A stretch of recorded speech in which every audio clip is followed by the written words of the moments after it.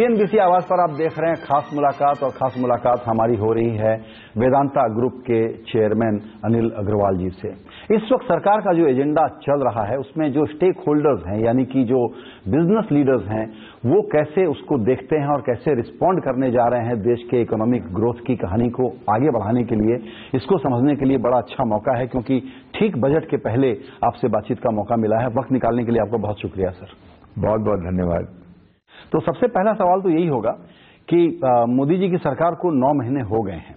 इस 9 महीने पर मैं आपका असेसमेंट लेना चाहूंगा। एक राय है कि बहुत काम हुआ है और एक राय है कि बातें बहुत हुई हैं, काम अभी शुरू नहीं हुआ है। 9 महीने हुए हैं और डिलीवरी होने वाली है। डिलीवरी होने वाली है, डिलीवरी होने वाली है, नो क्वेश्चन। इतने सीजन हैं, इतना बड़ा गुजरात को चेंज किया है, कोई भी ठोकर नहीं लग जाए, इसलिए मेरे समझ में संभल के काम कर रहे हैं। पूरी दुनिया अपने को देख रही है। इंडियन सब कॉन्टिनेंट को ले लें तो 1.5 बिलियन लोग हैं। 1/4 लोग दुनिया के इस इलाके में हैं, और उनकी सारी जिम्मेदारी मोदी जी सोचते हैं मेरे ऊपर, और सबको साथ लेके चलना है। तो इसको सही ढंग से ले जाना पड़ेगा। इसको जड़ में जहां प्रॉब्लम है, तो मेरे को पूरी उम्मीद है कि ये बजट भी आ रहा है, जैसे उनकी कई पॉलिसीज भी हुई हैं, देश आगे बढ़ेगा। तो अभी तक जो भी काम इन्होंने किए हैं उसका डायरेक्शन आपको कैसा लग रहा है? अभी तक जो भी उन्होंने, जैसे उन्होंने स्वच्छ भारत का एक मुहैया कराया, उसमें सभी लोग जुड़ गए, हर आदमी आप देखें उसमें साथ में लग गए। करप्शन का मामला है, उन्होंने इतनी जोर से लिया है, इसको एक जबरदस्त एक अवेयरनेस आई है, एक हौसला आया है, एक आस पर लोग रहते हैं। अब बिजनेस है, बिजनेस रिवाइव होना ही चाहिए, बिजनेस ही सब कुछ है। उसमें हम लोग सब वेट कर रहे हैं, हम लोग सब आशा कर रहे हैं आने वाले दिनों में देश की मुद्दा तो एक ही चीज का है मेरे हिसाब से, कि गरीबी दूर होनी चाहिए। गरीबी दूर हो और लोगों को रोजगार मिले। तो इस पर थोड़ा सा आपसे और आप रोशनी डालिए कि जो काम करना है और गरीबी को दूर करने के लिए जो ग्रोथ अचीव करना है, और जो कि प्योर बिजनेस, और वो भी प्राइवेट सेक्टर के इन्वॉल्वमेंट के बगैर हो नहीं सकता। तो क्या क्या बड़े काम हैं जो आपने कहा कि हम लोग आशा रख रहे हैं कि अब शुरुआत हो जाएगी? तो प्रायोरिटी के तौर पर आपको क्या काम बताएंगे कि ये हो जाए तो एक बड़ा माहौल बनेगा, इनेबलिंग माहौल बनेगा लोगों के इन्वेस्टमेंट साइकिल को शुरू करने का? देखिए, जैसे हिंदुस्तान में आप देखें तो आईटी सेक्टर अच्छा कर रहा है। आप देखें फार्मास्यूटिकल सेक्टर भी अच्छा कर रहा है। आप टेलीकॉम भी देख लें, ये भी अच्छे हैं। जहां जहां गवर्नमेंट और जनता जुड़ी हुई नहीं है, वो काम आगे बढ़ जाता है। अब सबसे बड़ी बात है कि जीडीपी तो मैन्युफैक्चरिंग से ही आ सकती है। अब हमारे यहाँ अब आप देखिए तो 2 चीज हम देख रहे हैं। मोदी जी ने 2 चीज बहुत अच्छी कही कि हमारी 2 ट्रिलियन डॉलर की इकोनॉमी है, उसको मेरे को 20 ट्रिलियन पे ले जानी। क्या बात है, ऐसा विजन है। आज हमारे यहाँ 15-20 बिलियन डॉलर का एफडीआई आता है, उसको 150 बिलियन पे ले जाना है। लोगों को विश्वास आना चाहिए, काम अच्छी तरह से हो। तो इन दोनों चीजों के लिए जो मैं समझता हूं कि अपने यहाँ आज इंपोर्ट बेस्ड इकोनॉमी है, वो चेंज हो। हमारे एक तो एग्रीकल्चर है, धरती के ऊपर, धरती के नीचे। धरती के ऊपर हम लोगों ने बहुत कोशिशें की है, और धरती के नीचे मदर अर्थ ने जो हमें दिया है, उसको हमको हमारे जीवन में वो काम आए, उससे हमारा देश बढ़े, उसके भी तरफ भी हमें पूरा ध्यान देना चाहिए। और उसमें हमारे पास आज 90% हम ऑयल इंपोर्ट करते हैं। आज हम सोना सारा इंपोर्ट करते हैं, हम डिफेंस इक्विपमेंट सारा इंपोर्ट करते हैं, फर्टिलाइजर इंपोर्ट करते हैं, हर चीज, इलेक्ट्रॉनिक सारा इंपोर्ट करते हैं। ये सब हिंदुस्तान में बने, इसके लिए सिंपल पॉलिसी चाहिए। अब जितनी सिंपल करते जाएंगे, एक तो हमारे अंदर में हमारे यहाँ भी एंटरप्रेन्योर बहुत हैं, वो काम करेंगे। दूसरे, हमारी पब्लिक सेक्टर बहुत अच्छी है, उनको भी अगर प्रोत्साहन दिया जाए तो वो भी बहुत आगे बढ़ेंगे। और तीसरा, बाहर के लोग आए एफडीआई लेके, जो एग्जिस्टिंग बिजनेस में पैसा लगाएं और नया बिजनेस चालू करें, वैसा उनको कॉन्फिडेंस आए। ये 3 ही चीजें होती हैं। बिल्कुल, ये 3 चीज होती हैं। इन तीनों को कैसे बढ़ावा मिले, वो ही हमें देखना है। तो हम जो समझते थे, जो एक जनरल वापस कमेंट्री आ रही है, वो ये है कि मोदी जी ने बिल्कुल सारी बातें सही कही, उनको बिल्कुल पता है कि क्या करने की जरूरत है, लेकिन अब थोड़ा इंतजार लंबा हो गया है। और उसमें जैसे ही आप करने के लिए चले, लैंड एक्विजिशन का मसला लीजिए, आप तो उस सेक्टर से डील करते हैं, एक पॉलिसी में बदलाव करके लाए ताकि मूवमेंट शुरू हो सके और काम शुरू हो सके। अब फिर उसका विरोध हो रहा है, तो हम सुन रहे हैं कि सरकार पुनर्विचार कर रही है कि जो बदलाव किया था उसमें और बदलाव करने के लिए वो तैयार हो जाएगी, क्योंकि ऑर्डिनेंस को बिल में तब्दील करना और पार्लियामेंट का साथ लेना है। लेकिन लेबर, लैंड, टैक्स रिफॉर्म और सरकारी खर्चे में कटौती, ये जो 4 बड़े काम हैं, इस पर अगर स्लो मोशन में प्रोग्रेस करेंगे तो हम वो अचीव नहीं कर पाएंगे। जो गरीबी दूर करने की बात आपने कही, जो 20 ट्रिलियन इकोनॉमी की बात मोदी जी कह रहे हैं, आपको लगता है कि लैंड एक्विजिशन के मसले पर रिव्यू नहीं होना चाहिए? ऐसा कोई बात पकड़ के रखने से तो कोई काम बनता नहीं। मेरे को तो लग रहा था कि मोदी जी जो करना चाहते हैं वो पब्लिक के सामने पहले ही ले आएंगे। भाई, इस तरह का हमारा सुझाव है, ये हम करने वाले हैं, इसमें हमको सबसे प्रायोरिटी देनी है। उनके दिमाग में हरदम यही रहता है कि सबसे गरीब से गरीब तबके वाले लोगों का कहीं नुकसान नहीं हो जाए, ये उनके दिमाग में मेरे हिसाब से हरदम रहता है। और अब एक वो काम कर सकते थे कि जब ये बिल लेके आए, वो जनता के बीच में डाल देते कि ये चीजें हम कर रहे हैं, उसमें अगर कहीं कोई एडजस्टमेंट करना हो तो बता दो, उसको ठीक कर लेते हैं, शायद अभी भी पूछ लेंगे। लेकिन कोई जो फैक्ट्रियां लगनी है वो आसमान में तो लगेगी नहीं, वो जमीन पे लगेगी। बिल्कुल। और जमीनें जो हैं उनका अगर मुआवजा अगर अपने लोगों को मिले, आज हिंदुस्तान में इतनी बंजर जमीनें हैं, एक्सपोर्ट जोन है, जो इलाका है, उनमें फैक्ट्रियां लगनी चाहिए और फैक्ट्रियों से ही कारोबार आगे बढ़ेगा। बिल्कुल, क्योंकि आपने पहले कहा है कि हिंदुस्तान में काम करने के लिए हम चूंकि हिंदुस्तानी हैं तो हमको पता है कि खास तरह के धीरज की जरूरत होती है। लेकिन आप दुनिया भर के दूसरे बिजनेसमैन के साथ और इन्वेस्टर्स के साथ डील करते हैं, वो भी कुछ आपसे कहते होंगे, मुझे वो आप ही से समझना है। वो क्या कहते होंगे कि नॉइज तो सब ठीक है, बातें सब ठीक है, लेकिन एक्शन नहीं हो रहा है टैक्स के मोर्चे पे, सब्सिडी के मोर्चे पर और लैंड रिफॉर्म, लैंड एक्विजिशन के मोर्चे पर, और एफडीआई के लिए रूल को और आसान करने के मामले में। आपने अभी बहुत इंपॉर्टेंट बात कही कि 90% आपका क्रूड इंपोर्ट हो रहा है, गोल्ड आप इंपोर्ट कर रहे हैं, डिफेंस में आप सबसे बड़े इंपोर्टर हैं दुनिया के। जब तक आप खुद नहीं बनाएंगे तो कैसे होगा? उसको करने के लिए जो तेजी और अमल दिखना चाहिए, इंप्लीमेंटेशन दिखना चाहिए, उसको लेकर के लोगों में बेचैनी है। और तो और दीपक पारेख का नाम ले आपके सामने लूंगा, जिन्होंने कहा कि ग्राउंड पे कोई एक्शन नहीं दिख रहा है। नहीं, इसमें जैसे मैं अपने एरिया की बात कर सकता हूं। जैसे हम देख रहे हैं कि ये सारी दुनिया जो आगे बढ़ी, आज नॉर्थ अमेरिका आगे बढ़ा, आज सेंट्रल अमेरिका आगे बढ़ा, ऑस्ट्रेलिया आगे बढ़ा, इनका सबसे बड़ा कारण जो ये आगे बढ़े वो नेचुरल रिसोर्स को इन्होंने डेवलप किया। ये लोग ऑयल एंड गैस, सोना, जो, और हिंदुस्तान में ये इतनी प्रचुर मात्रा में है। आज अंग्रेजों ने राज किया और लोगों ने किया, मुगलों ने किया, वो इसी चीज को हरदम देखते थे कि हिंदुस्तान की प्राकृतिक संपदा जो है वो पूरी दुनिया में अनपैरेलल। तो उससे वो ये आज हमारे यहाँ इस बात को बहुत निगेटिव एटीट्यूड पर लिया जाता था, इसको पॉजिटिव लेके आए हैं। आज हिंदुस्तान में 3 ही कंपनियां हैं जो ऑयल बनाती हैं, हम बनाते हैं और वो गवर्नमेंट बनाती है, रिलायंस बनाती है। कम से कम 30 कंपनियां चाहिए, 30 कंपनियां आएंगी, बड़ी से बड़ी कंपनियां आए। हमारे यहाँ सोना है, हमारे यहाँ फर्टिलाइजर है, अगर ये बनेंगे तो उसके डाउन स्ट्रीम में, और सबसे ज्यादा इंप्लॉयमेंट आज दुनिया में नेचुरल रिसोर्स में ही आता है। उसमें 50% जो रेवेन्यू है ऑन एवरेज वो गवर्नमेंट को आता है। बिल्कुल ठीक कहा आपने। तो आपने एक बहुत अच्छी बात कही, उसको लेते हैं हम। जमीन के ऊपर और जमीन के नीचे ही हिंदुस्तान के तरक्की की पूरी बात छिपी हुई है, लेकिन जो जमीन के अंदर का मसला है उस पर भी उतना ही गहरा विवाद है कि नेचुरल रिसोर्सेस को कैसे अलोकेट किया जाए और उसका दाम क्या हो, और प्लस उसमें पॉलिटिकल रेजिस्टेंस। अब वो रेजिस्टेंस कितना रियल है, मेरी अपनी राय तो ये है कि पॉलिटिकल बोगी ज्यादा है कि किसान के हक में खड़ा होकर हम जो भी बोलेंगे, इनअक्यूरेट आर्गुमेंट भी देंगे तो हमारा सुना जाएगा, इसलिए बीजेपी पीछे हो जाए और अभी लैंड एक्विजिशन के मामले में रीथिंकिंग करे। मेरा तो कहना है रीथिंकिंग क्यों करे, आप दाम बढ़ा दें। सामने वाला अगर आपको नेशनल इंटरेस्ट के प्रोजेक्ट हैं तो वहां पर एक कंसेंसस का परसेंटेज हो, और अगर कमर्शियल के हैं कंसेंसस का दूसरा परसेंटेज आप तय कर सकते हैं कि गांव में 100 से नहीं 80 से पूछेंगे, 50 से पूछेंगे कि बजाय आप 80 पर आ जाइए, कोई दिक्कत नहीं है। यहीं पर पॉलिटिकल डर के कारण कहीं बहुत ही दृढ़ संकल्प वाले नरेंद्र मोदी जी की सरकार थोड़ा स्लो मोशन पर गई तो हिंदुस्तान की गरीबी दूर करने का किस्सा बहुत गड़बड़ में पड़ जाएगा कि नहीं?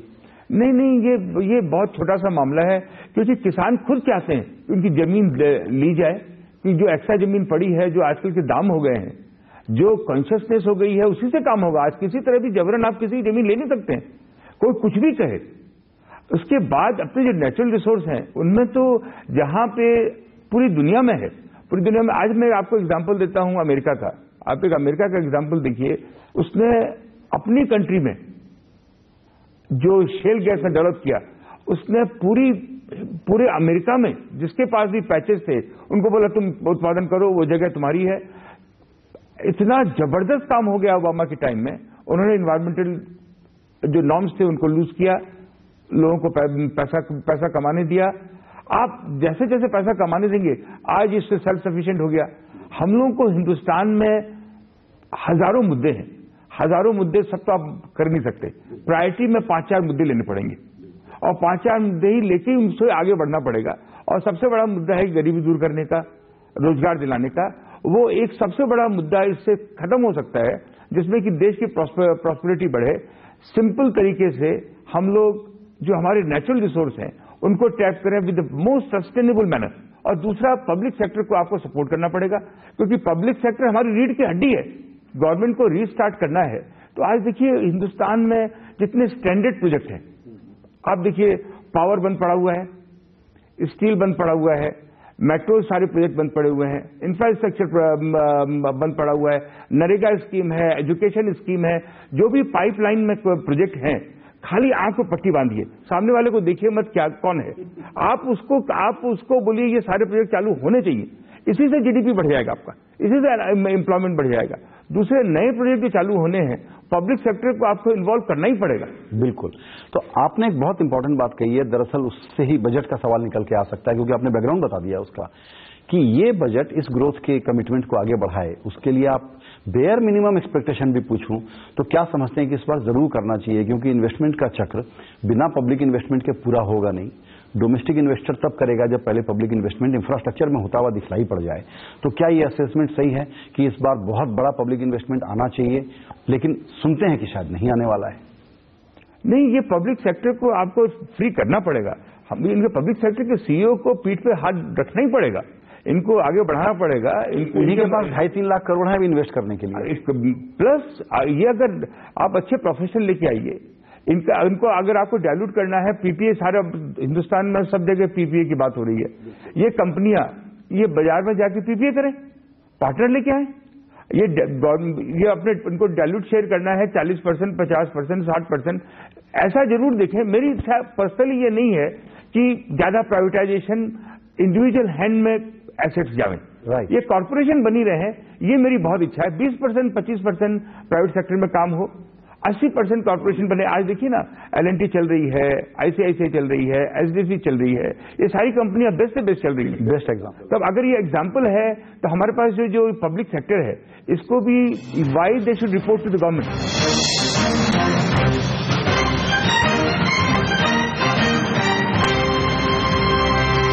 ये बताएं कि कोल ऑक्शन जिस तरीके से हुआ है, पहले तो लगा कि कम से कम एक बहुत कॉम्प्लेक्स एरिया में थोड़ा काम हो गया, ये तो कोर्ट वाले जो ऑक्शन की बात थी।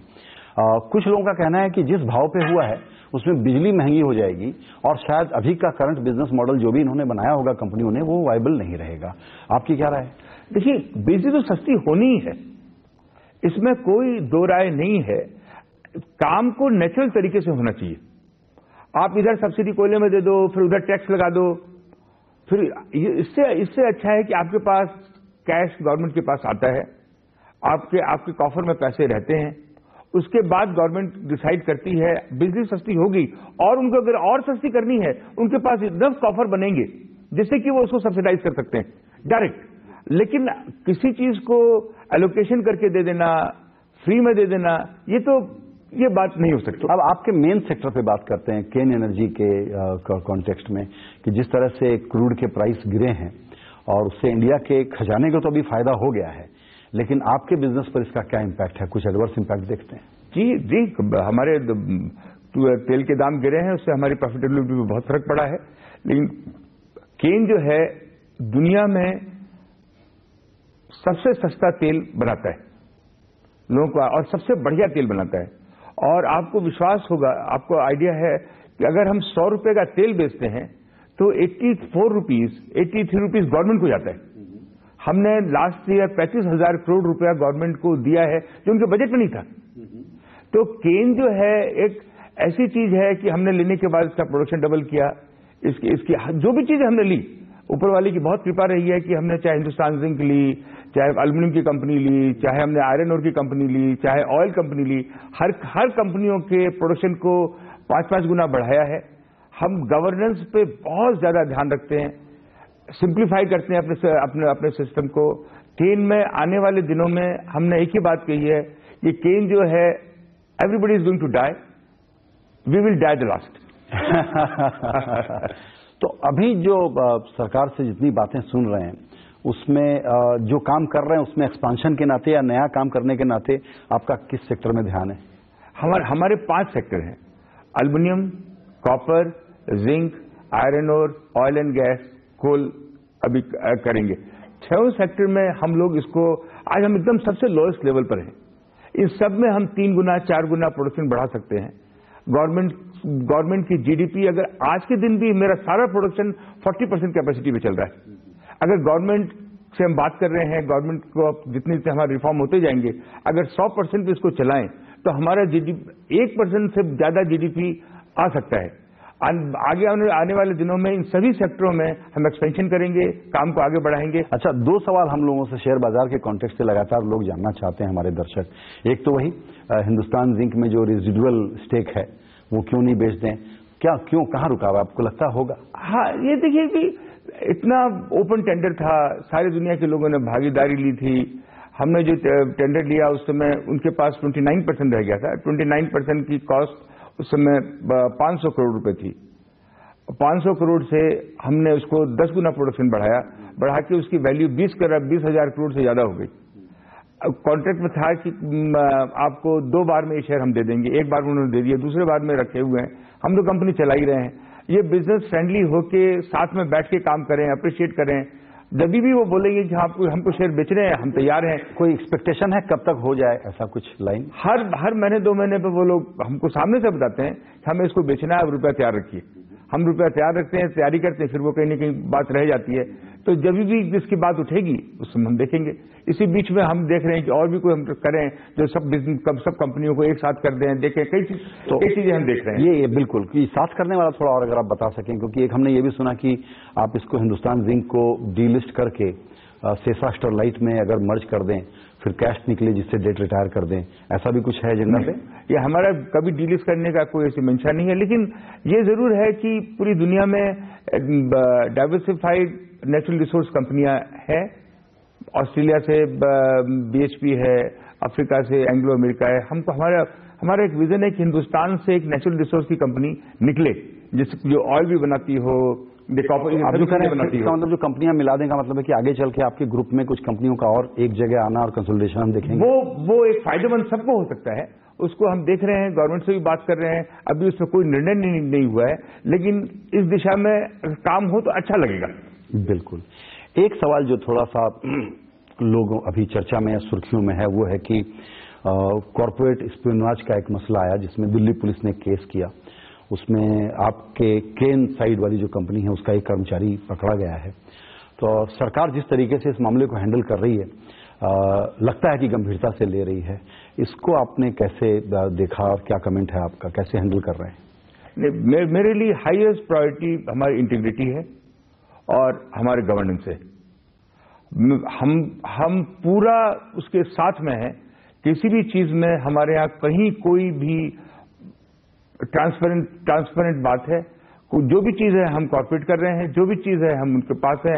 हमारे पास ऐसी कोई भी चीज नहीं है जिसमें कि हम ये कह सकेंगे कि हमको कोई शर्मिंदगी करनी पड़ेगी। ये जिस तरीके से हुआ है इसको, क्योंकि ये बिजनेस कम्युनिटी के बारे में सरकार का रवैया आमतौर पर होता है कि कोई डैमेज करने वाला काम नहीं होना चाहिए, लेकिन 5-5 कंपनियों का नाम एक साथ इसमें आया है और सूचना चोरी का एक सीरियस इल्जाम है। पूरी बिजनेस कम्युनिटी इसको कैसे देख रही है? नहीं, एक तरह से तो आप देखेंगे तो ये सफाई है। आप देखिए, गवर्नमेंट आई है, गवर्नमेंट को जितनी मजबूत होगी उतना ही काम होगा। अब ये मजबूती के लिए वो जो कुछ भी कर रही हैं, जिससे कि वो स्ट्रांग डिसीजन ले सकें, जो उनके डिसीजन हो वो दूसरों को मालूम नहीं हो, ये मैं जब सोच रहा हूं और वो सही दिशा में है। मैं जो मैं पढ़ता हूं, जो देखता हूं, ये पूरी दुनिया में है। कहीं दुनिया में जो डिपार्टमेंट में जो बात होती है उसको सीक्रेट रखी जाए, उसको काबू में की जाए, और जो सामने वाला है वो तो हरदम सोचता है मेरे को अंदर की बात मालूम पड़े। बिल्कुल, वो तो नेचुरल है, तो चलता रहेगा। बट ये जो अगर इस दिशा में गवर्नमेंट स्ट्रांग कदम ले रही है, इससे तो डिसिप्लिन आएगा और इससे काम में गवर्नेंस अच्छा बढ़ेगा। और I think integrity is the word which everybody has to follow. बिल्कुल। तो इसी इंटीग्रिटी के अलावा जो मुझे लगता है क्रेडिबिलिटी, जो पॉलिटिकल कैपिटल है इस वक्त मोदी सरकार के पास, उसका प्रदर्शन होना बहुत जरूरी है आने वाले बजट और उसके बाद की इकोनॉमिक पॉलिसी में। क्योंकि सारी बात का अगर मैं निचोड़ निकालूं, और ये आखिरी सवाल है कि सब लोग, आप लोग इन्वेस्टर्स के तौर पे वेट एंड वॉच मोड में हैं, इन्वेस्टमेंट प्लान बना के रेडी नहीं बैठे हैं, क्योंकि सरकार को भी बहुत सारा खुलासा करना बाकी है। बहुत मार खाई है, सारे व्यापारी जगत ने बहुत मार खाई है, और मोदी सरकार पे बहुत बड़ी आस है। क्योंकि आदमी व्यापार करता है क्रेडिबिलिटी के लिए, पैसा कमाने के लिए, री इन्वेस्ट करने के लिए। वो नहीं हुआ। अब ये गवर्नमेंट होपफुली समझे कि व्यापार को आगे बढ़ना चाहिए। पैसा कमाना कोई सिन नहीं है, पैसा कमाना एक अच्छी बात है, और पैसा का डिस्ट्रीब्यूशन हो, पैसा और वापस डिप्लॉयड हो, और हर आदमी वेट एंड वॉच कर रहा है कि क्या पॉलिसी आए, गवर्नमेंट कंपनी आगे बढ़े, गवर्नमेंट आगे बढ़े। हम लोग पूरे व्यापारी एक साथ हैं। जब भी गवर्नमेंट ने हम लोगों को साथ दिया है, चैलेंज दिया है, आपको देखिए वर्ल्ड के बेस्ट एयरपोर्ट हमने दिए हैं, वर्ल्ड के बेस्ट टेलीफोन कंपनी हमने दी है, वर्ल्ड की बेस्ट आईटी कंपनी हमने दी है, बेस्ट की एल्यूमिनियम कंपनी दी है। जब भी हम पर भरोसा किया गया है, हम अपने डिलीवरी पर खड़े उतरे हैं। जैसे सरकार हम पर विश्वास करेगी, उससे ज्यादा हम डिलीवर करेंगे। बिल्कुल। चलिए, इसी आशा के साथ आपको बहुत शुभकामनाएं। Thank you.